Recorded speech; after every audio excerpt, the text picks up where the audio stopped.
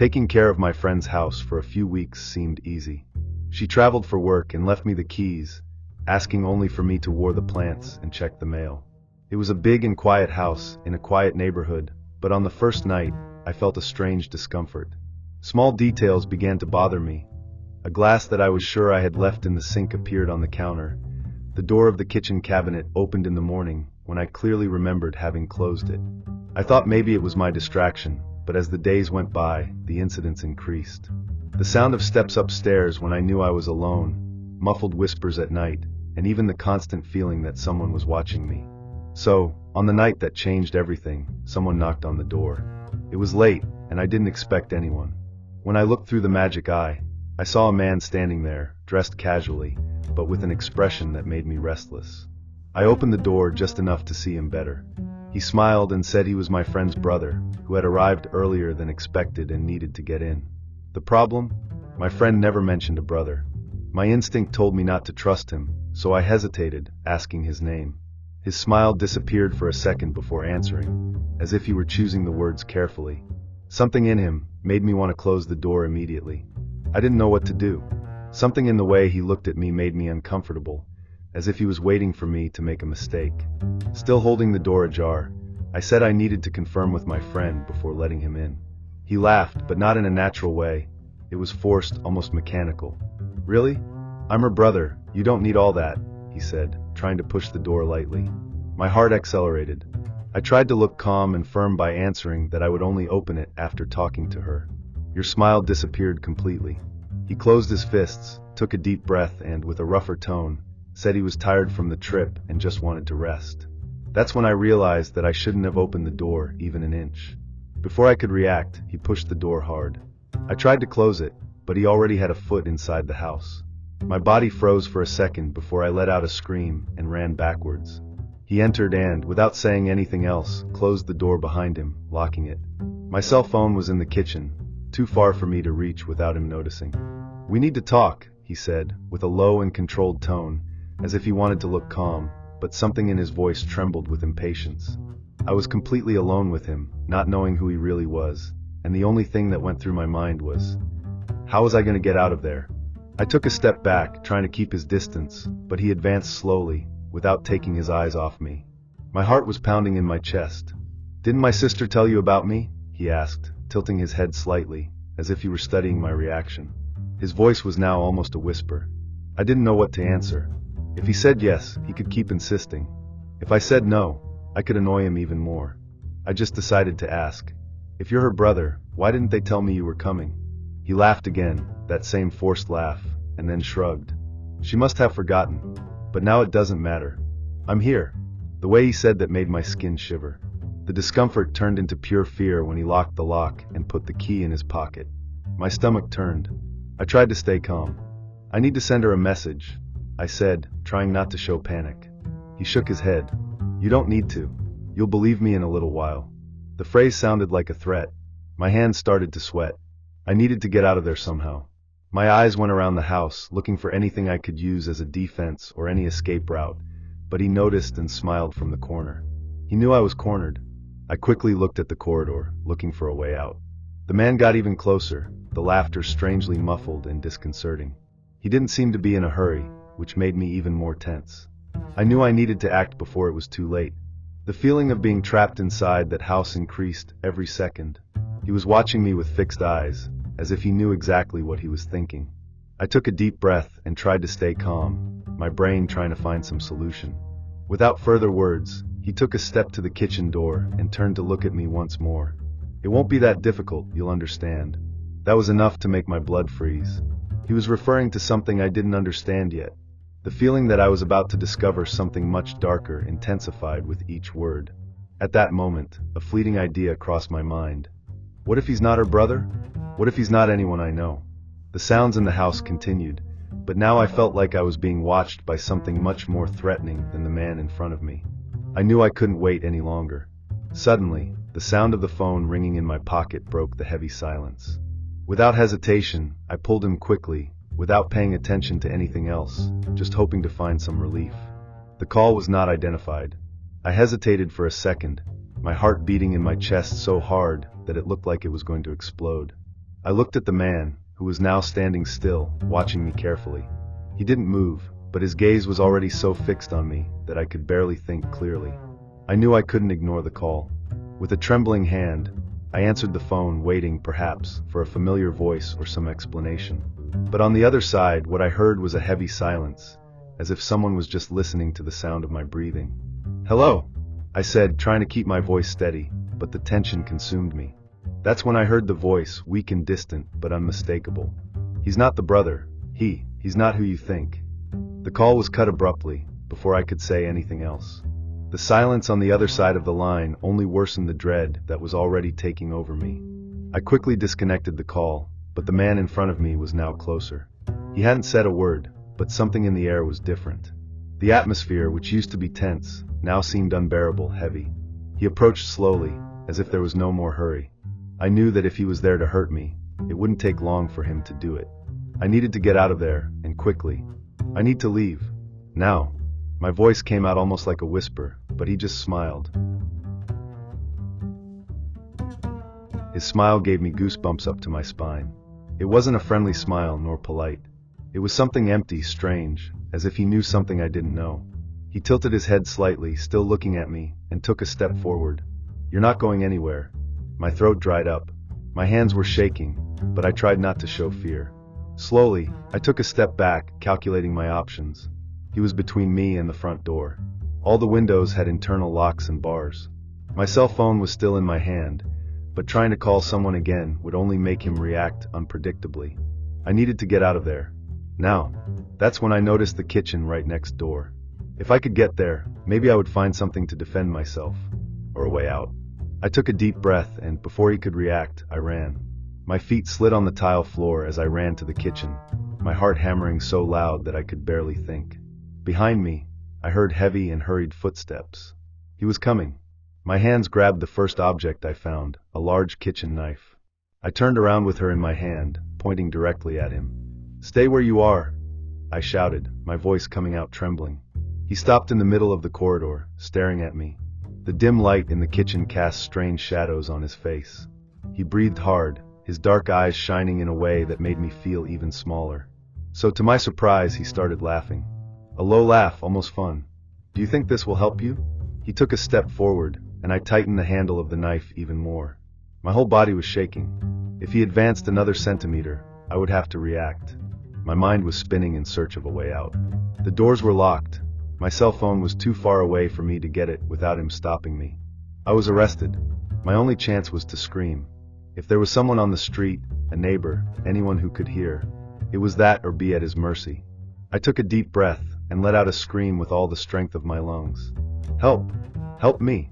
My voice echoed through the house, breaking the silence of the night. I screamed again and again, feeling my throat burn. The man widened his eyes and threw himself on top of me, trying to shut me up. But before he reached me, the sound of hurried steps outside made his face change. Someone was coming. It was the neighbor. He had already noticed a strange movement in the house, and found everything very suspicious. First, the lights on until late, then, shadows moving near the windows. Something didn't seem right. So he kept watching from his balcony, attentive to any sign of problem. When he heard my desperate scream, he didn't think twice. He picked up the phone and called the police immediately, describing the situation. I didn't know that at that moment, but that simple gesture was what saved me. While the man in front of me hesitated, looking at the door and at me, as if trying to decide what to do, I took advantage of the moment to walk away, keeping my eyes on him, ready to react if I tried something. The seconds seemed endless. The man was breathing heavily, his eyes fixed on me, evaluating his options. I knew he realized that someone outside had heard. He gritted his teeth, annoyed, and then took a few steps back as if he were reconsidering. That's when we heard the sirens in the distance. The growing sound made his expression change to something between fury and despair. He looked at the door, at the windows, and then shot towards the back of the house. My heart raced when I saw him disappear through the corridors. I didn't know if he was trying to escape or if he was planning another approach. All I could do was run to the main door and turn the handle, hoping that, in the middle of the chaos, he had forgotten to lock it. Luckily for me, the door opened. I ran outside, stumbling on the steps of the balcony, feeling my whole body shaking. It was only then that I saw the neighbor, a middle-aged man, holding a phone and gesturing to the policeman who had just arrived. Before I could say anything, the police entered the house with guns in hand. My heart pounded while I waited outside, not knowing what would happen. It was tense minutes until one of the officers left and said that they had searched everything, but the man was no longer there. There were no signs of burglary in the back, nor any clue of where he would have escaped. It was as if he had simply disappeared. The first nights alone at home were quiet. My friend had traveled abroad, and I finally had some time to myself. No noise, no sly talk, just me and the silence. But soon I started to notice something strange. Every morning, when I was going to drink water or simply looked out the window out of habit, I saw the neighbor standing in her garden, staring at my house. At first, I thought it was something in my head. Maybe he was smoking, or just enjoying the night. But that was repeated every night, always at the same time. She did nothing but stay there motionless, her eyes fixed on my house. On the third night, I started to feel restless. I decided to leave the lights off and waited at the window, watching her without her noticing. That's when I noticed a detail that made me shudder. She didn't seem to be just looking at the house. She looked like she was expecting something. His eyes were not exactly turned to me or to the windows, but to the front door, as if waiting for someone or something to leave there. It made me lose sleep. Who acts like this in the middle of the night?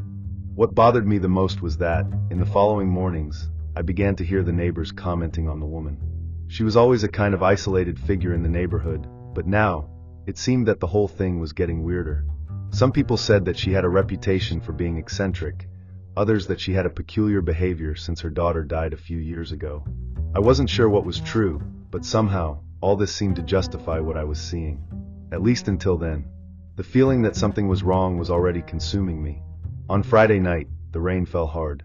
Lightning illuminated the sky, and the wind seemed to push the trees as if the world was about to break. I was on the couch, watching something to try to distract my mind, when I heard the sound of the front door handle. Someone was trying to open it. I quickly looked out the window and saw there she was, the woman at my door, with her hand on the doorknob. My heart raced. What did she want there? Wasn't constant observation enough? Fear took over me.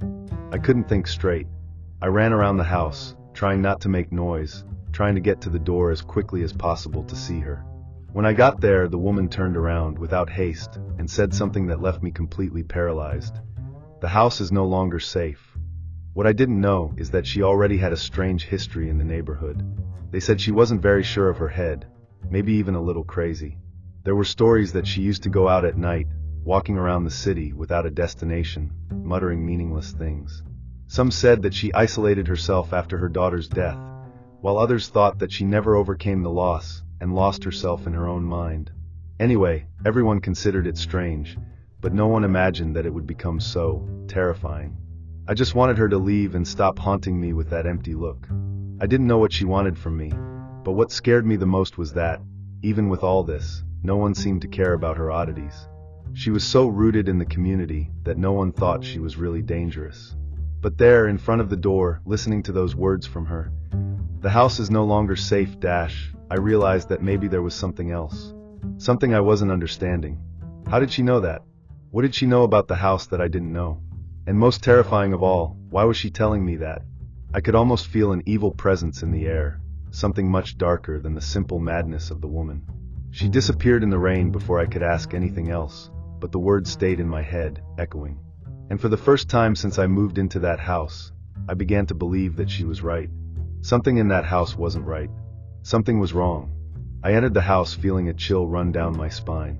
The soaked clothes stuck to my body, but the physical discomfort was nothing compared to the suffocating sensation that took over the environment. I closed the door, locking it tightly, and looked around. Everything seemed normal, but a restlessness persisted. Her phrase hammered in my mind. The house is no longer safe. What did that mean? What exactly made this house unsafe? I went to the windows and checked the outside. The rain made it difficult to see anything, but there was no sign of it. Still, the feeling of being watched did not leave me. I tried to ward off paranoia, and went to take a hot shower to calm down. But when I left the bathroom, I felt a strange smell in the air.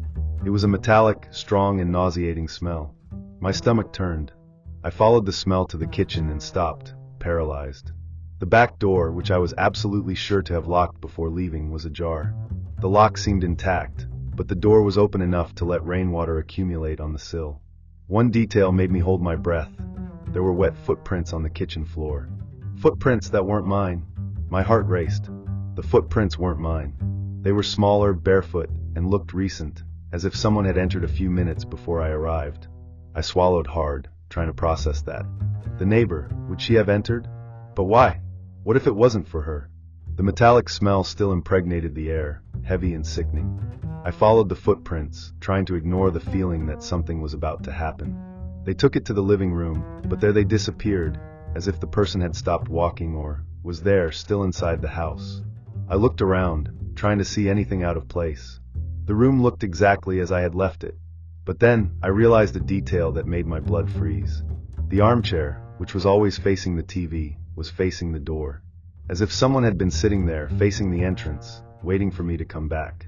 The tension in the air was palpable. My instinct told me to get out of there as soon as possible, but something held me. Maybe it was curiosity, or the fear of leaving the situation unresolved. I looked at the window, but the rain outside was too strong to see anything. The house was too quiet, the only sound coming from the water hitting the glass. I took a deep breath and took another step, now with the goal of getting to my room and checking things, but something paralyzed me. From the corner of the room, something moved slowly. It wasn't a normal sound.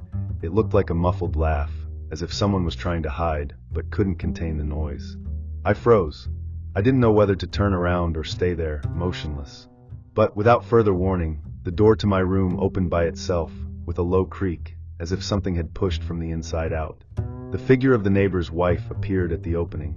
His face was pale, expressionless, his eyes fixed on me in a cold way. She didn't say anything. She just stared at me, motionless, and I began to wonder if maybe she had been there all the time, watching me as I entered, without me noticing. The air inside the house seemed heavy, almost unbearable. I didn't know what to do, how to react. My mind was 1,000, trying to process everything that was happening, but things didn't make any sense. The woman there, standing at the door of my room, seemed out of place, like a nightmare that had materialized in my reality. Suddenly, she took a step forward, as if she wanted to enter my space, but in a way that seemed more threatening than curious. I wanted to scream, run, but the words just didn't come out. Each of her movements seemed to be more calculated, as if she was waiting for my reaction. When she spoke, her voice was like a hoarse whisper, almost unintelligible, but enough to freeze my spine. The house is no longer safe. You shouldn't be here. I swallowed dry. What did she mean by that? How did she know that? And what did she want with my house? My heart was beating fast, and I finally took courage to take a step back. She didn't move, but her eyes were fixed on mine, as if she was watching my every action. I was about to take another step when she spoke again, more clearly this time. I saw everything. With the feeling that something very wrong was about to happen, I knew I needed to get out of there, but the woman seemed to become an even more oppressive presence. She was simply there, between me and the exit door, with no intention of moving away. I didn't know what to do. The only thing I could feel was a growing fear that took over my body. Every second seemed to last forever. I was stuck there, between the woman and the door, unable to react the way I would like. The survival instinct took me by surprise. In an impulse, I tried to take a quick step towards the door, but it was faster. With a sudden movement, she advanced towards me, putting her hand on the doorknob, as if she wanted to prevent me from leaving. The feeling of being cornered was unbearable. The only thing I could hear was my own heart beating, my breathing heavy, and the sound of rain hitting the window, creating an increasingly claustrophobic scenario. "You can't leave," she said, her voice firmer now. "You can't." Her presence, the way she was there, imposing, without any sign of regret, left me paralyzed. I tried once again to leave, now pushing the door hard, but she didn't give in. I was desperate. I only thought about one thing: escape. It was then that, like a gift from heaven, I heard a sound coming from the street. The sound of a car, maybe of someone who was passing by, and heard the confusion. I almost jumped for joy. The woman seemed to notice the same, because her expression changed. She seemed to know she was losing control of the situation. Before I could react, she moved away from the door and quickly disappeared into the darkness of the corridor. I took the chance. I shot out, without looking back. I ran to the front gate, and as soon as I reached it, I saw a car stopped on the street. A neighbor who was watching me, clearly worried about the screams he had heard. He quickly ran to me. "Is everything okay? "What happened?" he asked, clearly scared, but with a tone of urgency. I just shook my head, without words. What could I say? That a woman was in my house, warning that I shouldn't be there, and that, for some reason, she knew more than me? I had no explanation for that. I just knew that, somehow, that wasn't just a coincidence. Something was wrong, and I didn't know what. The police were called, and the house was searched, but they found nothing abnormal. The woman disappeared, as if she had never existed. In the end, no one knew who she was, or what she wanted from me. I went back to my room, and the feeling of being watched never left me. The worst of all was the deep silence that took over the house, an uncomfortable silence, as if she were still there, somewhere, waiting. What did she mean by "the house is no longer safe"? What did she know about the place that I didn't know? To this day, it haunts me. I still don't know what happened that night. But I know that, somehow, the woman knew something, and to this day, I wonder, did she really leave? Going hiking has always been one of my favorite hobbies, something that helped me relax after long and stressful weeks. That day, I had finished work a little earlier, and decided to take advantage of the last sunlight to walk on one of the short trails of a state park near my home. The weather was cool, the smell of wet earth filled the air, and there was almost no one there. It was the perfect kind of scenario to clear the mind. The way back was when I started to feel something strange.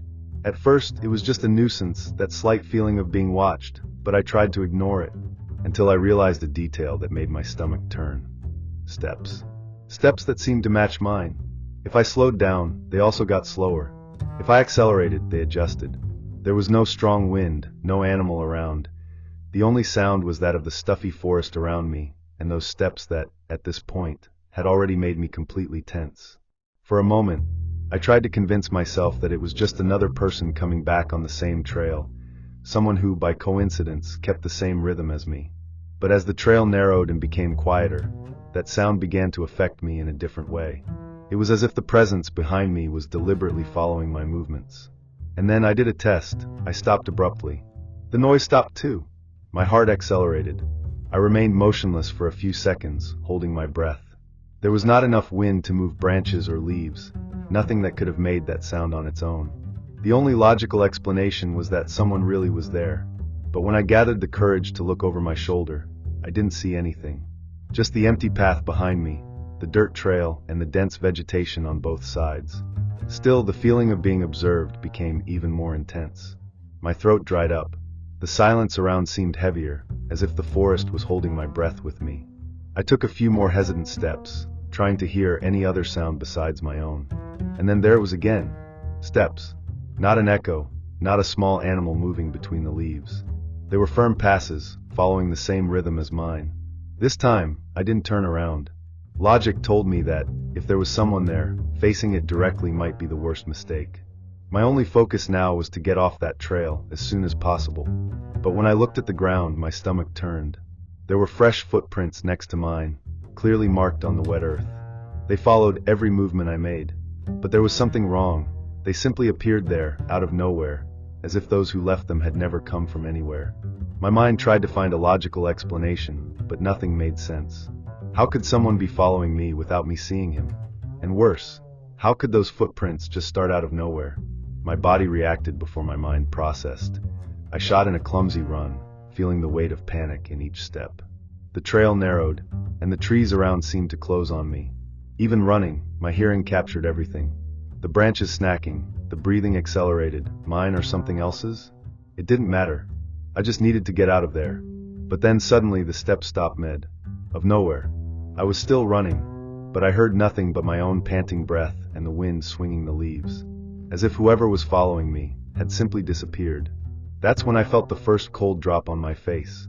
The rain started as a light drizzle, but soon turned into a dense curtain, soaking my body and making the floor slippery. My instinct screamed for me not to stop, but the trail now seemed more treacherous. Every step was a risk of slipping and falling. The worst was not the rain or the cold, but the strange feeling that something was still there. Even without hearing footsteps, my whole body seemed to react to an invisible presence. A chill rose down my spine when I looked at the floor and saw that the footprints next to mine were still there, sharp, fresh, and were not erased by the rain. Suddenly, a dry snap broke the sound of rain, followed by a sudden impact on my shoulder. A heavy branch had been thrown at me, with enough force to make me stagger to the side. I turned around in a reflection, trying to see through the water curtain, but there was nothing but the soaked trees and the wind shaking the leaves. My heart was pounding in my chest. That wasn't a branch falling naturally, it was thrown. Someone or something was there with me. The idea that it could just be my imagination no longer made sense. I was being followed, and now attacked. I didn't want to wait any longer to find out who or what was there. Fear pushed me and I ran. The rain hindered my vision, my feet slipped in the mud, but I only thought about getting out of that trail as soon as possible. The noise of my own steps mixed with that of the rain, making it impossible to know if it was still being followed. When I finally saw the entrance to the park, I felt a suffocating relief. But before leaving the trail, I looked back one last time. In the middle of the trees, there were fresh footprints next to mine, but no shade, no one there. Whatever was following me, it seemed to have disappeared. Or maybe, I was still around, just waiting for the next opportunity.